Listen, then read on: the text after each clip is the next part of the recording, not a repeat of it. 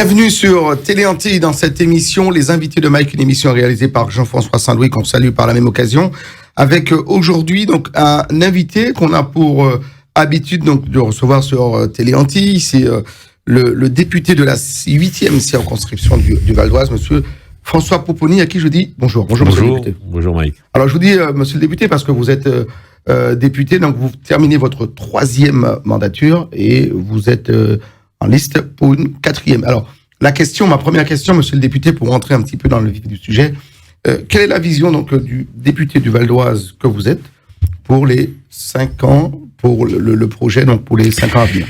Écoutez, moi j'ai beaucoup travaillé pour les villes de Sarcelles, Villebel, Arnouville, Garges et Bonneuil, qui sont les 5 villes de la circonscription, pour assurer leur rénovation urbaine, la reconstruction des logements, la rénovation complète des quartiers. Et je me suis battu pendant 3 mandatures pour obtenir du gouvernement ce qu'on appelle un plan Val d'Oise. Faire en sorte que l'Est du Val d'Oise, qui est un territoire en souffrance, qui a beaucoup d'avantages, beaucoup de qualités, mais qui est un territoire en souffrance, surtout dans le domaine social, puisse bénéficier de moyens exceptionnels. Et j'ai obtenu ces moyens exceptionnels. Il y a 1 an, lorsque Jean Castex, le Premier ministre, est venu l'annoncer dans le département. Et parmi ces moyens, il y a un grand pôle éducatif à Gonesse et il y a la construction de ce qu'on appelle le Rungis du Nord, puisque le marché international de Rungis est maintenant trop petit et que la Cemaris, qui gère ce marché, et l'État ont décidé d'implanter un marché au nord de l'Île-de-France. Et cette implantation se fera dans ma circonscription. Donc, mon souhait... Quelle localité, pour être précis? C'est des milliers d'emplois. Ouais, mais quelle localité quand vous dites? Alors, on est actuellement sur la commune de Bonneuil, dans ma circonscription à côté de Garges-les-Gonesse, sur des terrains qui appartiennent à ADP. C'est pas encore tout à fait décidé, mais on est en train de faire les études pour cela. Et donc, j'aimerais bien, lors de mon 4e mandat, mettre en œuvre ce programme, ce projet pour lequel je me suis beaucoup battu et que j'ai obtenu grâce à la décision du président de la République et du Premier ministre. Très bien, donc vous êtes en liste pour ces élections qui auront lieu, on le rappelle, mesdames, messieurs, donc les 12 et 19 juin prochains. Alors, petite particularité ou singularité, vous avez été donc été élu député à 3 reprises, donc 3 mandats déjà, à chaque fois avec des partis politiques différents, on peut le dire? Non, j'ai été pendant longtemps socialiste. Ouais. J'allais dire, je suis toujours socialiste, oui. Mais je ne suis plus encarté au Parti socialiste. J'ai rejoint un parti de gauche dit de la Macronie, qui s'appelle le Territoire de Progrès, qui est le parti d'Elisabeth Borne et d'Olivier Dussopt, qui est le parti des gens de gauche. J'ai retrouvé beaucoup d'anciens camarades socialistes, car j'avais compris il y a 3 ans déjà qu'il y avait une dérive au Parti socialiste et que je ne pouvais pas la supporter et l'accepter. Dérive qui s'est confirmée avec l'accord signé avec la France Insoumise. Vous savez, moi j'ai eu comme mentor et j'ai commencé ma carrière politique au niveau national avec Dominique Strauss-Kahn. Je me voyais mal finir avec Jean-Luc Mélenchon. Je suis resté social-démocrate. Ouais. Je le suis encore. Je m'épanouis complètement en tant que social-démocrate dans le Territoire de Progrès, mais je n'ai rien à faire avec un accord avec la France Insoumise. Idéologiquement, je n'avais plus rien à faire dans ce parti. D'accord. Donc, pour vous, ce que proposent les autres candidats, alors vous citez entre autres Jean-Luc Mélenchon, on est plus sous la même droiture, sous la même ligne que vous avez envisagé quand vous êtes entré en politique? Non, vous savez, moi j'ai été élevé au Parti Socialiste, je le répète, en particulier par Dominique Strauss-Kahn, qui avait une vision très européenne, très social-démocrate. Quand le Parti Socialiste d'aujourd'hui avec Jean-Luc Mélenchon disent qu'ils remettront en cause et qu'ils n'appliqueront pas les différentes conventions européennes ou les traités européens, c'est la négation de l'idée européenne. Idem, quand on promet tout, on peut promettre qu'on va travailler 24 heures, qu'on sera à la retraite à 50 ans, on mettra le SMIC à 3 000 euros, on peut tout promettre. Mais il y a un moment, malheureusement, les équilibres économiques sont là, la réalité est là, et donc moi, je n'ai jamais été de ceux qui faisaient des promesses inconsidérées, comme le font actuellement et la France Insoumise et le Parti Socialiste. D'accord. On sait que vous êtes un homme, on peut le dire, très influent sur le Val d'Oise, mais pas uniquement sur le Val d'Oise, parce que vous avez également eu des responsabilités donc nationales. Vous avez dirigé notamment l'Agence nationale donc de rénovation urbaine, qui est aussi un gros moteur dans les rouages donc de l'État français. Vous a manqué quand même, je peux le dire, monsieur le député, une casquette que vous auriez pu avoir, donc c'est la casquette de ministre.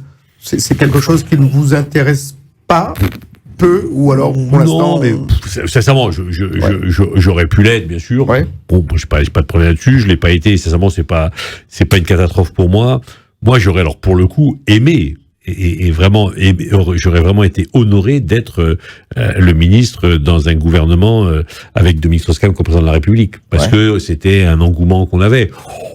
Voilà, malheureusement, on connaît les circonstances dans tout cela, c'est arrêté.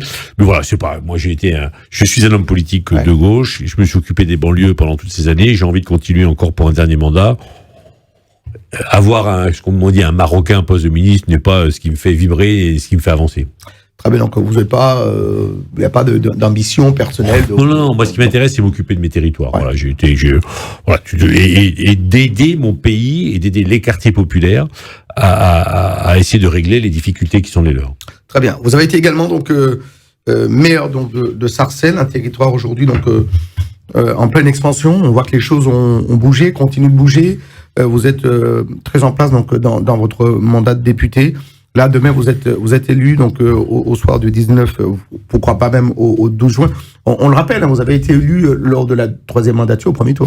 J'ai failli, parce qu'en fait, il y a j'étais majoritaire au premier tour, sur le premier tour. Ouais, donc avec une large majorité.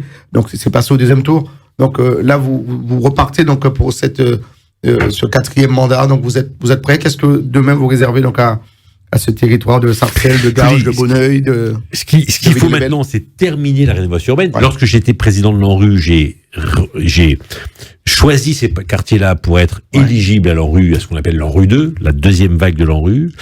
J'ai fait en sorte que les moyens financiers soient accordés, y compris dans le plan Val d'Oise, puisque le Premier ministre avait annoncé 80 millions d'euros de plus que les centaines de millions d'euros déjà accordés. Ouais. Donc il faut finir la rénovation urbaine, et moi en tant que député je veux l'accompagner. Il faut continuer à assurer ce qu'on appelle la péréquation, c'est-à-dire que les villes de l'Est du département soient des villes qui continuent à toucher les dotations de l'État, mais ça veut dire un travail parlementaire annuel que je mène depuis des années, je suis un peu le spécialiste. Et puis troisièmement, c'est mettre en œuvre le fameux plan Val d'Oise qui va permettre enfin de créer un pôle éducatif et un pôle économique qui va doter le territoire de formation qualifiante, mais également d'emplois dont on a absolument besoin. Donc ça, c'est vraiment les 3 axes de mon travail de parlementaire. Alors, on vous le voit, hein, on voit donc à travers vos démarches. D'ailleurs, sur la fonction de député, vous êtes un député très accessible. C'est une volonté de votre part de rester près du peuple, près de ceux qui vous font et vous feront toujours confiance. Écoutez, c'est ma manière d'être. Moi, je me promène tout seul dans la rue à Sarcelles depuis que je suis élu. Même avant, je vis dans cette ville. Voilà, j'ai pas de stress particulier. Je vis au milieu de mes concitoyens. C'est ma manière d'être. Je bois un café avec eux, je mange au restaurant avec eux, je vais au marché comme tout le monde. Et je pense, d'abord, c'est ma manière d'être, mais je pense que c'est en tant qu'élu indispensable. On ne peut pas régler le problème des gens, on ne peut pas connaître les problèmes des gens si on n'est pas avec eux pour voir quels sont leurs problèmes. Voilà. Les problèmes des populations, en particulier dans ces quartiers, ne sont pas des problèmes théoriques. Ce sont des problèmes de vie quotidienne. Et ce n'est qu'en vivant avec eux qu'on est au fait de ce qu'ils vivent et de ce qu'ils revendiquent.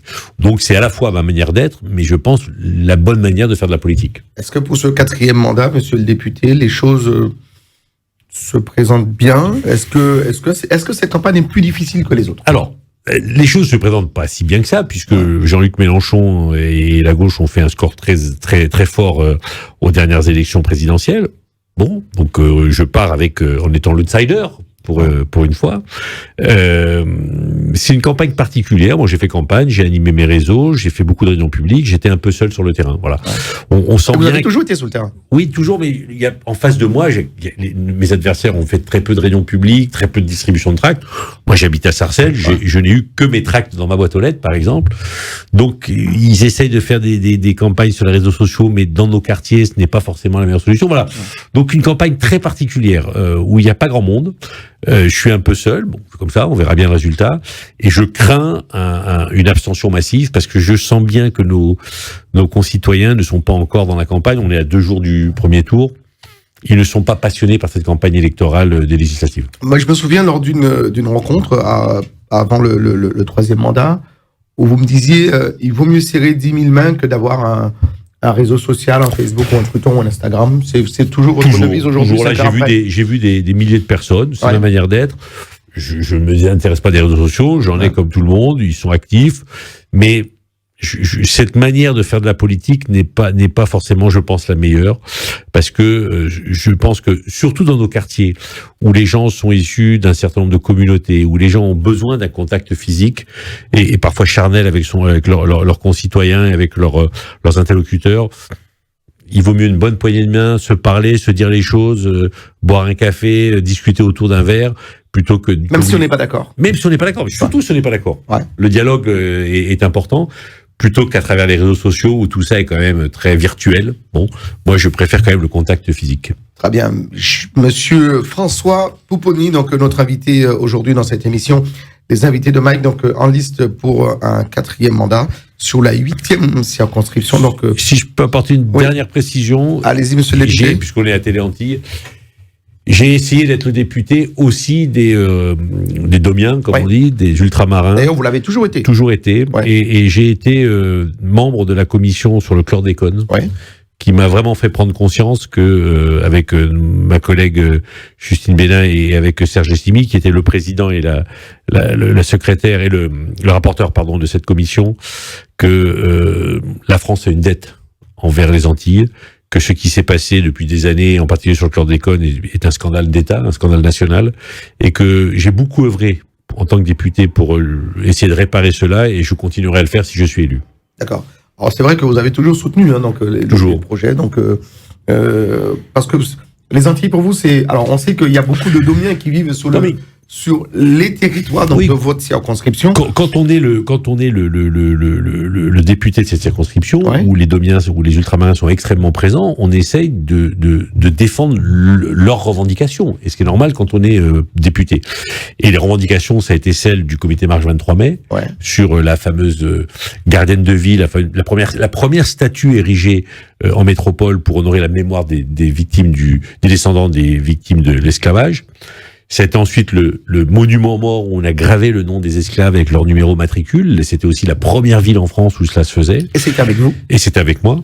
Voilà. Et j'ai essayé aussi à l'Assemblée nationale de travailler sur les textes qui concernent les ultramarins, en particulier ceux qui avaient été portés sous la précédente mandature avec Victorin Lurel. Quand on est dans ces circonscriptions, et je n'oublie pas bien entendu les fêtes du Cromveau, et j'ai une pensée particulière pour Jean-Pierre Passé-Coutrin et Philippe Luther qui nous ont quittés trop rapidement. Avec qui vous avez beaucoup collaboré. Avec qui on a beaucoup travaillé. Voilà. Ouais. Quand on est le député de cette circonscription, on ne peut pas ne pas s'occuper des problématiques liées aux ultramarins. Très bien. Merci en tout cas, merci à vous François Pouponi, donc en liste pour un 4e mandat sur cette 8e circonscription donc du Val d'Oise, réunissant donc les villes de Sarcelles, Garges-les-Gonesse, Villers-le-Bel, Bonneuil et la 5e Villers-le-Bel, Sarcelles, Garges-les-Gonesse, Arnouville et Bonneuil en France. Voilà, Arnouville, c'est la ville qui me manquait. Merci à vous. Merci à vous. Député. Merci d'être venu dans cette émission. Les invités de Mike, l'émission réalisée donc par Jean-François Saint-Louis qu'on salue. Et puis voilà, on vous donne rendez-vous très prochainement avec d'autres invités dans cette émission. Les invités de Mike, à très vite.